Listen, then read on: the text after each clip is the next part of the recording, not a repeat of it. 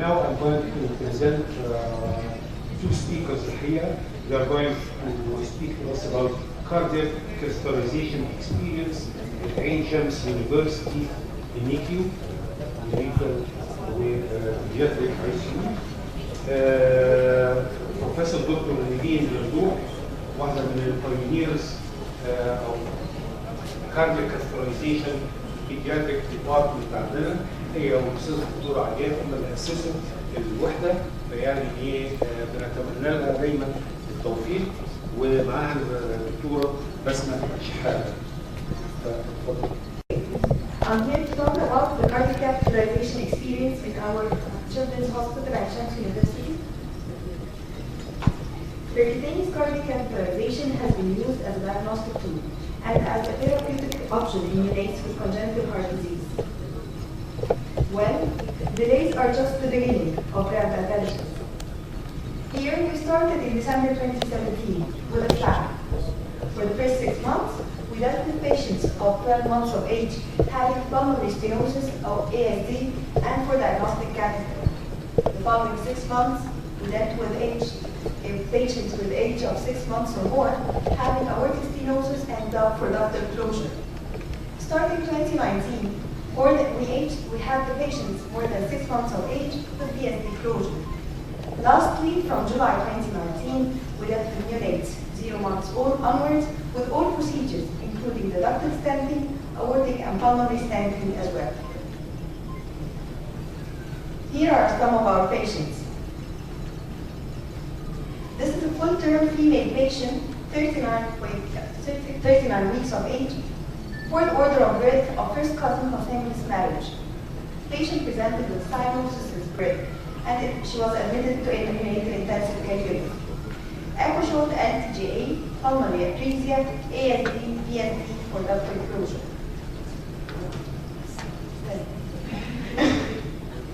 So, prostaglandin infusion with a 0.05 mic per kg per minute was started, and the patient was referred to our neonatal intensive care unit on the 5th day of life.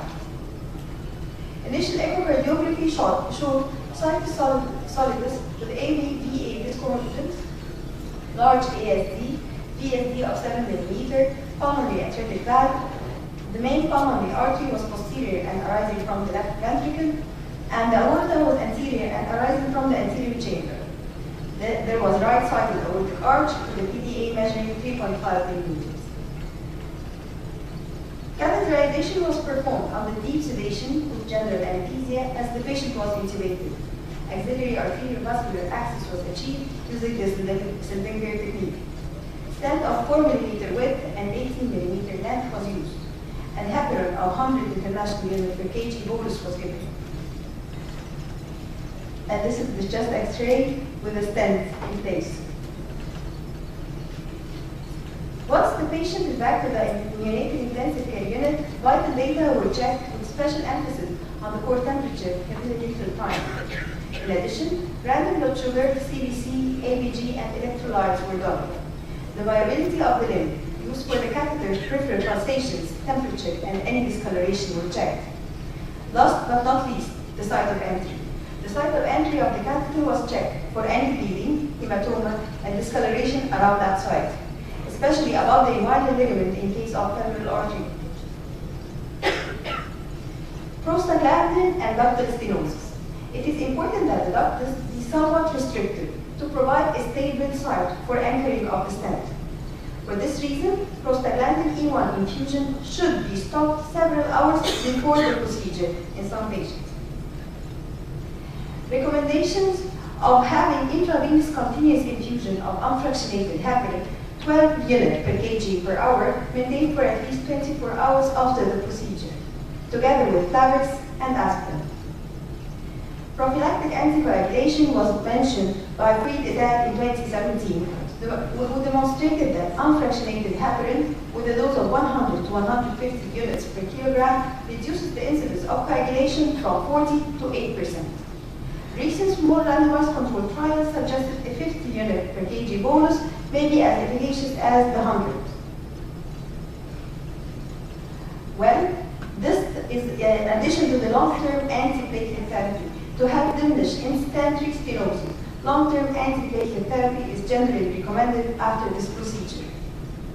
Antiplatelets used. The Plavix, with a dose of 0.2 mg per kg per day on children from 0 to 24 months, achieves a platelet inhibition level similar to that in adults taking 75 mg per day, as well as aspirin, oral aspirin given from 3 to 5 mg per kg per day.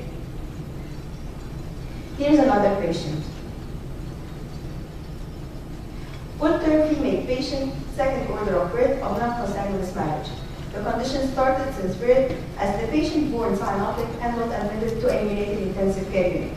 Echo showed TJA, small PFO, and small ductus arteriosus. Umbilical venous catheter was inserted and prostaglandin infusion was started there. She was referred to our neonatal intensive care unit in the 14th day of life, with an initial plan of Rushkin's procedure and ductal stenting. Initial echo in our NICU showed a known case of TJA with a mass seen attached to the inferior vena cava, measuring 9 by 6 by 4 millimeters, partially organized, partially tribal tissue. No UVC was seen at that time. So the cardiac catheter was postponed. Neonates are the pediatric population with the highest risk for development of venous thrombosis, central lines, fluid fluctuations, sepsis, liver dysfunction, and inflammation contribute to the risk profile for the venous thrombosis development. Low molecular weight heparin has become the neonatal anticoagulant of choice, and we started with a dose of 1.7 mg per kg every 12 hours.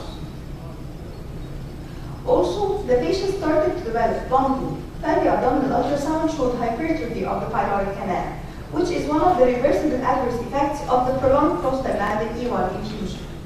Similar side effect was reported by Richter et al. In 2007, as well as Perf et al. In 2013.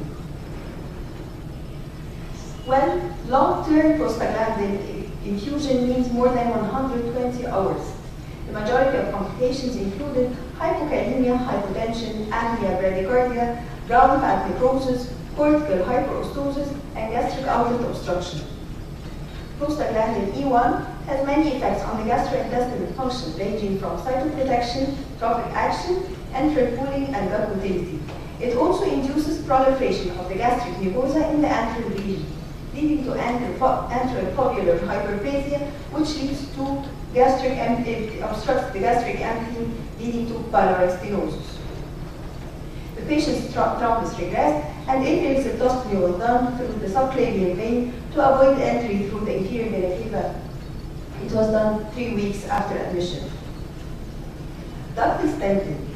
While ductal stenting has been applied for well over 2 decades, the procedure has gained a wider acceptance as a palliative option for the cyanotic infant with a duct-dependent pulmonary circulation deemed unsuitable for primary repair.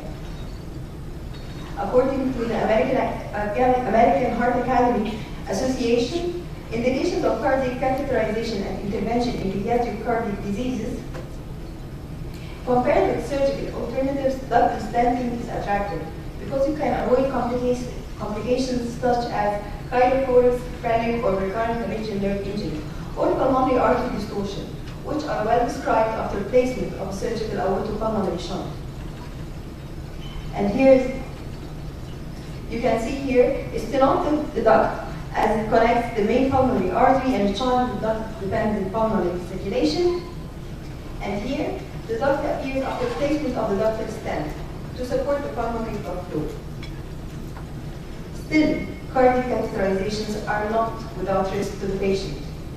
They carry the risk and complications of exposure to ionized radiations, risk of general anesthesia, hypothermia, especially to smaller infants, arrhythmia, which might be temporary or even permanent, as in heart block, aggravation of hypoxia, vascular injury, cardiac fibrillation, blood loss, allergic reaction to the contrast, renal insufficiency, diffuse central nervous system injury, stroke, or even death.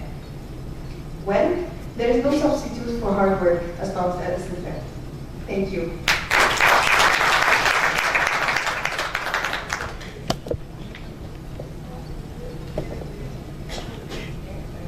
Good afternoon, ladies and gentlemen.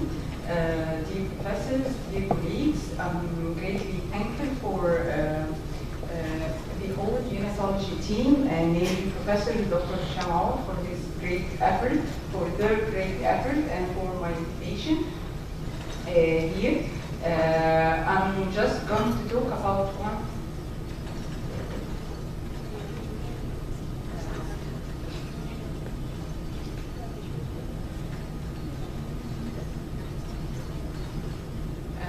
I'm going to talk about two procedures which are really difficult.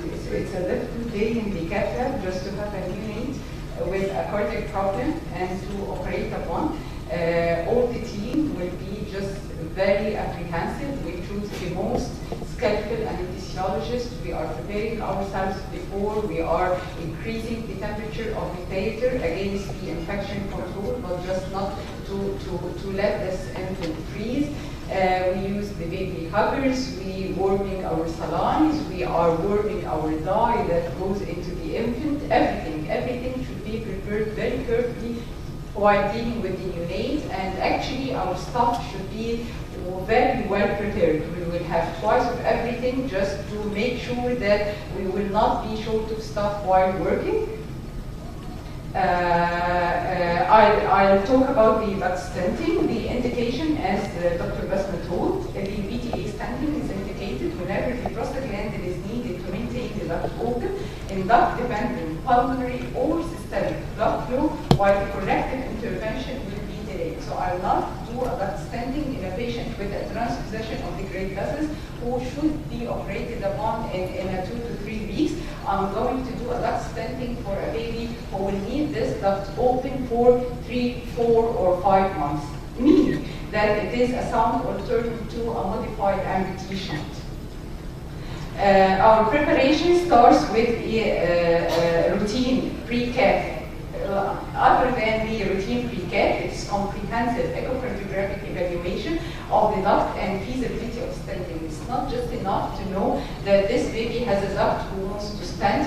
You have to know the length of the duct, the size of the origin of the duct, how curved the duct, how this duct curves, one curve or two curves, where it originates from the undersurface of the aorta or coming from the descending, is it vertical, is it transverse. So we will spend an hour just watching this duct and evaluating this duct before going to stenting. And sometimes we may need the cardiac CT, may be needed in complex anatomy. Sometimes the duct turns more than one turn, and we could not evaluate by the echocardiography the whole length or the whole course of this duct. So at that time we will need the cardiac CT, and the prostate should be started, as Dr. Basma mentioned, 12 hours before the procedure, guided by the infant oxygen saturation in order to ensure some duct constriction and to prevent duct migration. And actually those 12 hours may vary from an infant to another. Some operators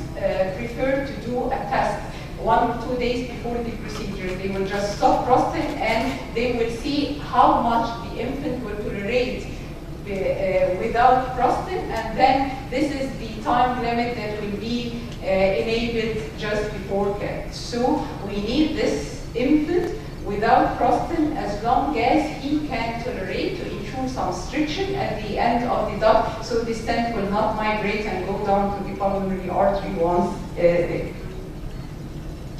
What about the route? Where will enter the heart from? The umbilical route sounds fascinating for everyone, and this is safe, but actually the ductus venosus constricts, and if the umbilical vein can use for transmission of fluids or drugs or so on, it cannot pass to the heart because the ductus venosus will constrict after the 7th day. So to use it for a cath, not after the 7 days of life.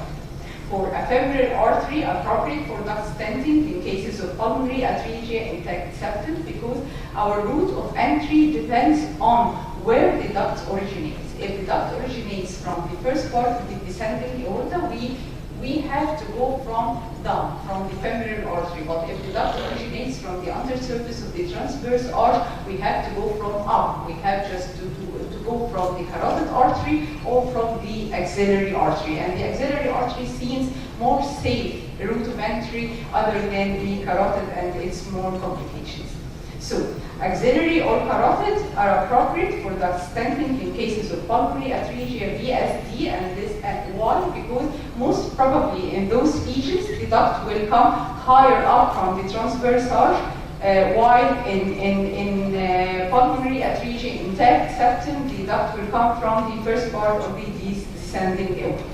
Femoral vein can be used in duct stenting, but this is a very tedious route of entry because we have to traverse the VSD from the venous side and go through the aorta and stenting the aortic valve and stenting the tricuspid valve. And all of us know that stenting of those two valves in a procedure means profound hypertension thereafter. So we are trying to avoid as much as we can passing through an intimate course or a redundant course inside the heart. In the cath lab, this procedure actually is very difficult to be done bedside. You can do an ileocerectostomy bedside, but for duct stenting, it is preferable in the cath lab and preferably a biplane cath lab under general anesthesia by an expert anesthesiologist. Obtaining access guided by the vascular ultrasound adjustment of room temperature with the use of the baby hugger, warm saline, continuous invasive monitoring all through the procedure, pediatric cardiac surgery, we have to be informed before the procedure that this baby will fail and you have to go urgently with the amputation. And prophylactic heparin is given in a dose of 100 units per kg and can be repeated to maintain an ACT time of more than 250 seconds, and Prostin should be available to be started in case of desaturation. Here, this is an infant with a pulmonary atresia, intact septum, where the VDA comes from the upper part of the descending aorta, and we came out through the femoral artery, injecting the duct, and the duct will lead to the pulmonary circulation. And now, we will go by a wire through the duct, and we will anchor this wire in one of the pulmonary artery branches. The pulmonary artery is completely affected, so when we go from the duct, we will just go to one of the pulmonary artery branches to anchor this wire, and across this wire we will just pass the stent, and we will do multiple injections to position the stent. And here comes the danger of the dye. That's why we have a lot of worries about this infant post-scan and about his renal functions, and we keep him well perfused, keep an eye on the kidney functions, because we have to inject a lot of dye just to ensure the positioning of the stent. If the stent migrated a little bit towards the aorta, I need to start the coarctation. If it migrated a little bit towards the pulmonary artery, I jail the LPA. If it leaves part of the duct uncovered, it will constrict. So it is a catastrophic event just to have a malposition of 1 to 2 millimeters. That's why I inject once, twice, and thrice before inflating this stent, because once inflated, I could not do anything. Here another patient, and this patient is a complex cardiac anatomy, and his pulmonary atresia came with a VSD. So the duct is a vertical duct, and I'm coming from the outer surface of the aorta. So I could not come and angulate this duct and cannulate it from the femoral artery. I have to go through the axillary artery, and we go through the axillary artery guided by the ultrasound, because it's very difficult just to cannulate the axillary artery in a neonate just by palpation. And we do not enter the axillary artery from the armpit. We are entering the axillary artery from the arm. Here we are injecting, and after injection, a wire passed, and it was anchored in the left pulmonary artery. And again, the stent passed across the wire, and we passing 2 wires just to ensure the position. And I keep injecting once and again to be sure that I'm in the appropriate, correct position before just going and inflating the stent. So this is the stent when it is closed, and once inflated, I could not do anything. Okay. What after? After this, I opened the route to the enormous amount of the blood flow going to the pulmonary pulmonary circulation. So this lung is expected to be flooded with blood. But on the other hand, I have a stent which might have a thrombus inside if this baby is deprived of fluids. So I have to balance my fluid intake between not having lung congestion but not having thrombosis in the stent applied. General adjustment, temperature, air so and so, heparin infusion of 12 international units per hour for thrombosis, and this is one of the major complications of stenting of the ETA. Small doses of Lasix just to keep this infant not very critical. No rule of prostin by any means if this baby can be saturated again, because actually you put a piece of metal inside this lung, it will not react to prostin anymore. But what if he can be desaturated again? You have one of two possibilities. Either you have a thrombus inside this stent, or you have a severe hypertension. That's why the flow is not going on. So your first interpretation, put your stethoscope on this infant. If you could not hear the harsh murmur of the flow across the stent, augment the heparin infusion, give adrenaline to promote the aortic to pulmonary flow, and then call for the pediatric cardiologist or shout for the pediatric cardiologist. He will go to the cath lab, he will inflate a balloon inside this stent, he will just make the thrombus going to the edge. Again, there is another very important complication.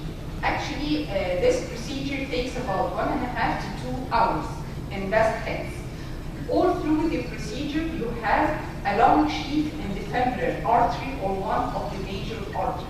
And this long sheath and this sheath is mainly 5 French. 5 French means 2 and millimeters. So you are stenting one of the major arteries with a sheath, a 4 millimeter. So expect that the baby coming out of a stent is having an arterial thrombus in the entry side until proved otherwise.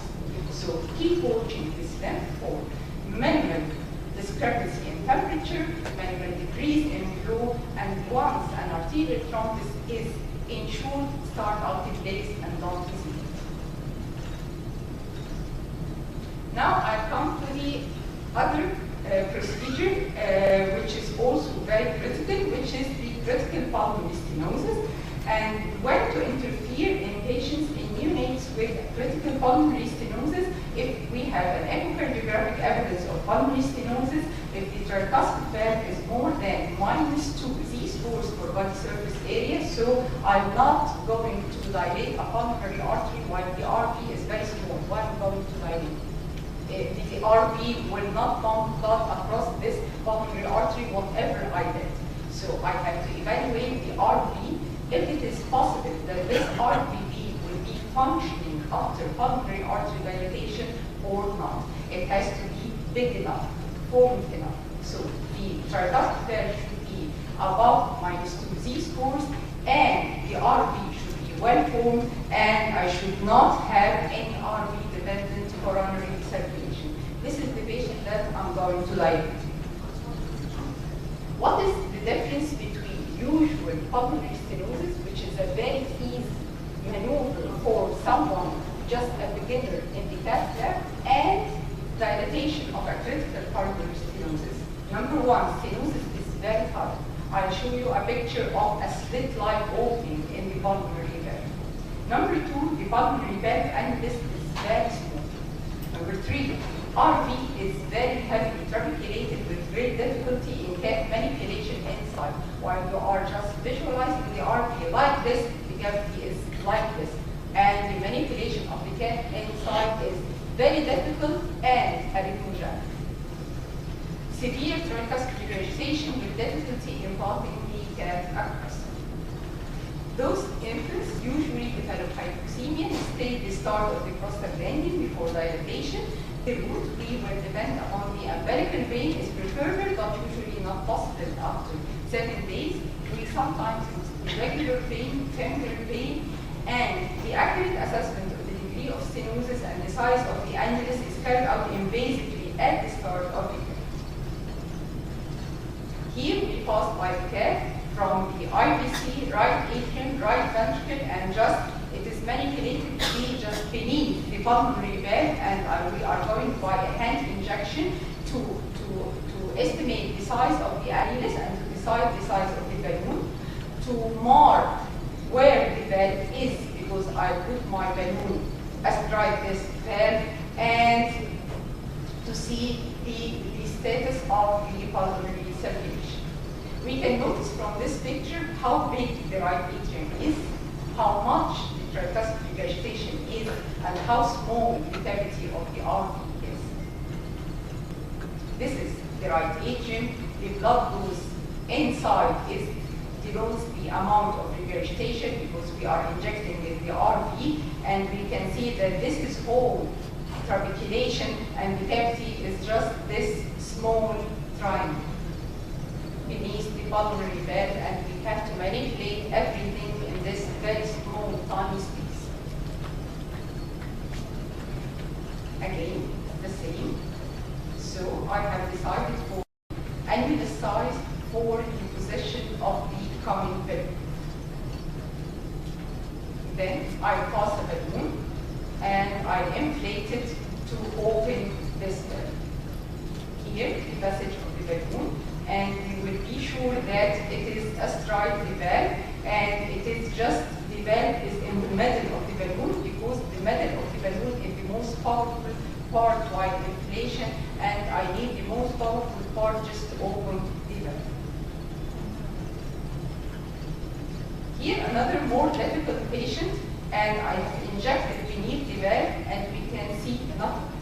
The opening of this valve is just a slit, and through this slit you will pass a very tiny wire, and you will pass a very small balloon over the wire, and then you will pass a larger balloon enough to dilate. Here the passage of the small one, and here the passage of the larger one. I'm sorry, yeah. The passage of a larger balloon, and finally opening the valve, and we can notice the waist on the balloon where the valve is, where the annulus of the valve is. What after? What are the expected complications during the procedure preparation of the RVT? Unfortunately, we are going through a heavily trabeculated thing and a very small opening, and we are trying to probe this small annulus with a wire, and the RVT might perforate if we use just a heavy wire or a sharp wire or something like this. Ventricular arrhythmia, which is very common, bradycardia and hypoxemia, especially when traversing the pulmonary annulus or distending this small annulus. After the procedure, access complication, again, we have stented this femoral vein for a long time. So again, this infant has a femoral vein thrombosis until proven otherwise. Hypoxemia may persist, and this is the most important issue. Why this infant will have hypoxemia after opening the valve? Because of two mechanisms. Sometimes this annulus is very small, and even if the RV can pump blood across this annulus, this is enough to feed the pulmonary circulation, and we need the duct to remain open for a while until the amount of the pulmonary blood flow is increasing gradually. Another thing, which is the most important, this RV is pumping for a very long time under high pressure. There is a very high pressure generated inside this RV. That's why it pumps. When you open the pulmonary valve, you decrease this pressure in no time. And at that time, the RV will fail, and we call it a suicidal RV. So the RV, when it loses its pressure, all of a sudden it fails. And at that time, again, we will need a prostaglandin for a while, and we will need a mergulone for a while. So the first action after having hypoxemia, after pulmonary valve dilatation, which is common, and it's a sign that this valve is opened enough, start mergulone. If this infant remains hypoxemic, start prostaglandin for a while, and then start to go after treatment.